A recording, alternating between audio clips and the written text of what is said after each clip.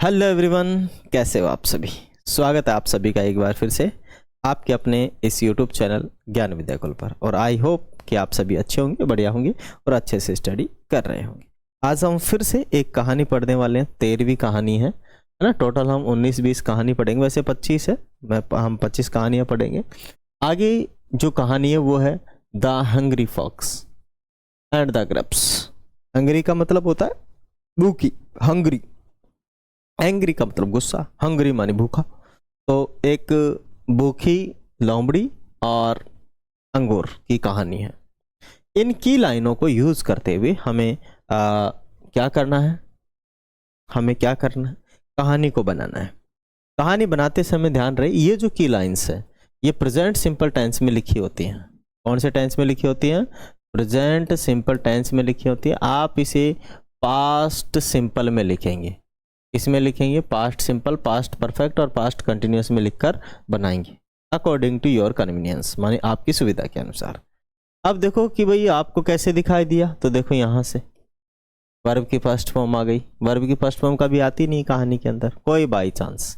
यहाँ देखो और भी देखो कहीं ना कहीं तो मिलेगा। ये देखो जम्प्स में आ गया SEIS, ठीक है। अगेन एंड अगेन के अंदर आ गया, कैच में तो है नहीं। यहाँ देखो फिर आ गया गोज के अंदर SEIS। यहाँ देखो सेज आ गया। अब देखो जब भी हम आगे बनाएंगे है ना, तो हमें कहीं पर भी ये देखो आर आ गया।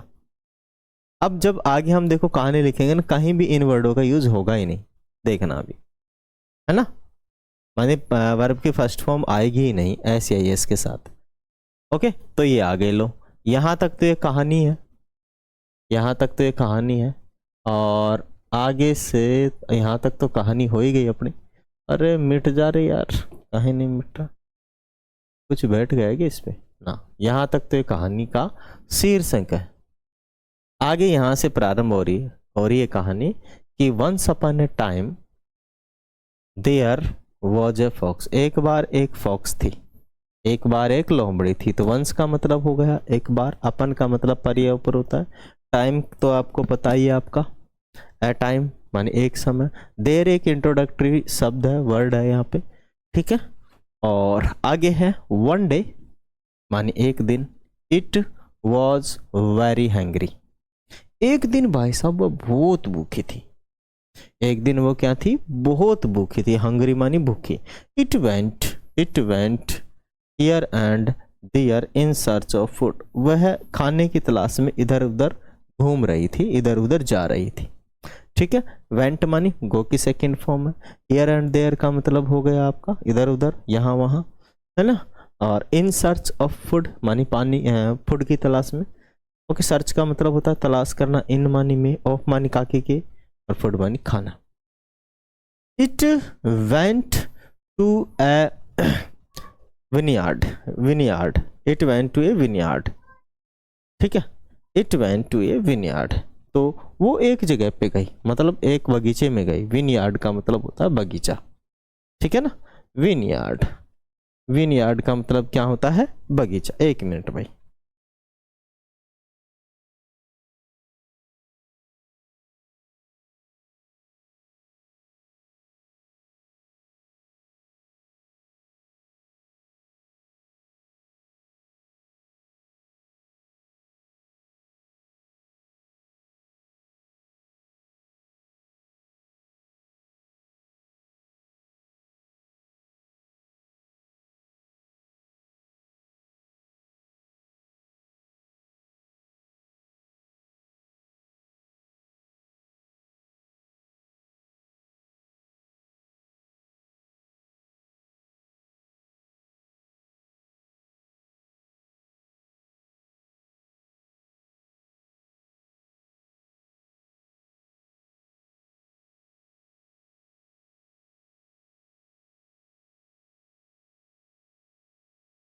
ठीक है, आगे क्या हो गया है कि अपने पास है it went to a vineyard. It went to a vineyard. It went to a vineyard. It went to a vineyard का मतलब है कि it went to a vineyard. Vineyard का मतलब होता है अंगूर का बगीचा। अंगूर का बगीचा, तो वो कहाँ गई? अंगूर के बगीचे में गई। It saw A bench of it saw A bunch of ribs and sweet grapes. it saw, उसने देखा, ए बंच, एक गुच्छा, ठीक है, रिप्स का, उसने अंगूरों का एक गुच्छा देखा, उसने रिप का एक बंच ऑफ रिप माने उसने अंगूरों का एक गुच्छा देखा, एंड स्वीट ग्रेप्स, और उसे लगा कि ये बहुत मीठे हैं, है ना, उसे लगा कि ये बहुत मीठे हैं.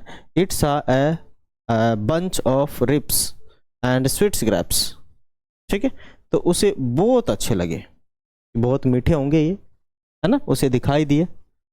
आगे चलते हैं. It was happy, it was happy, it was happy, it was happy, वो बहुत क्या हुई, खुश हुई, वो बहुत क्या हुई, खुश हुई.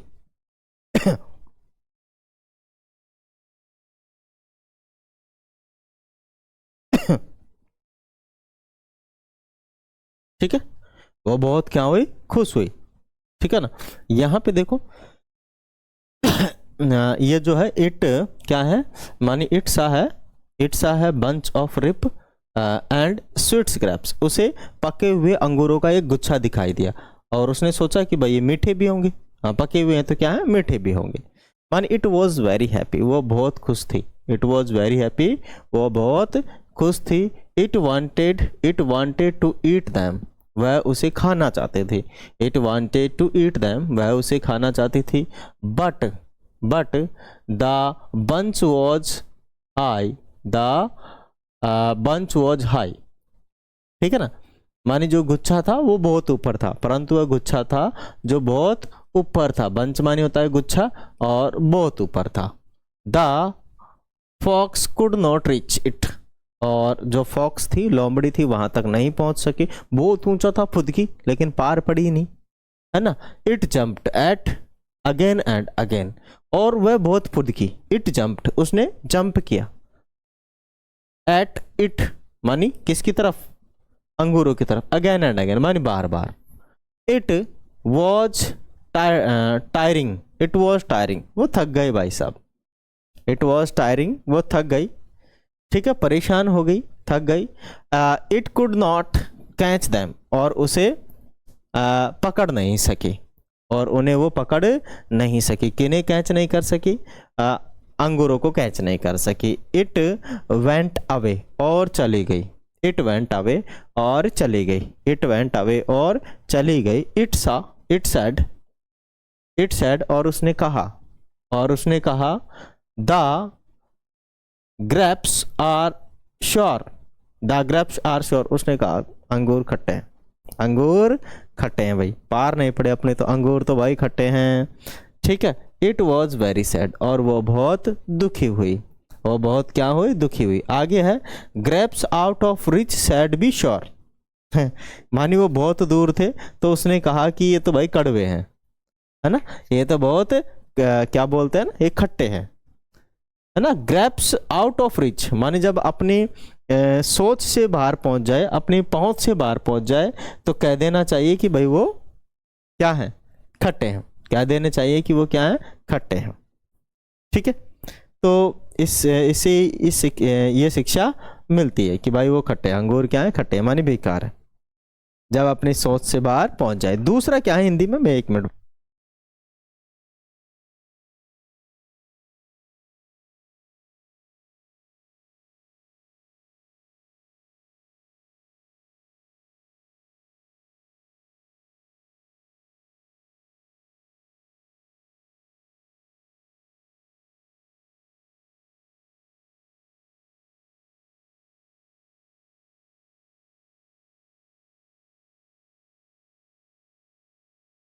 कहने का मतलब है कि जब कोई चीज़ अपनी पहुंच से बाहर चली जाए, तो हम अपने आप को दोषी न ठहराकर उसे ही दोषी ठहरा देते हैं कि अरे खट्टे हैं, चलो छोड़ो, ठीक है ना, बेकार है, चलो छोड़ो.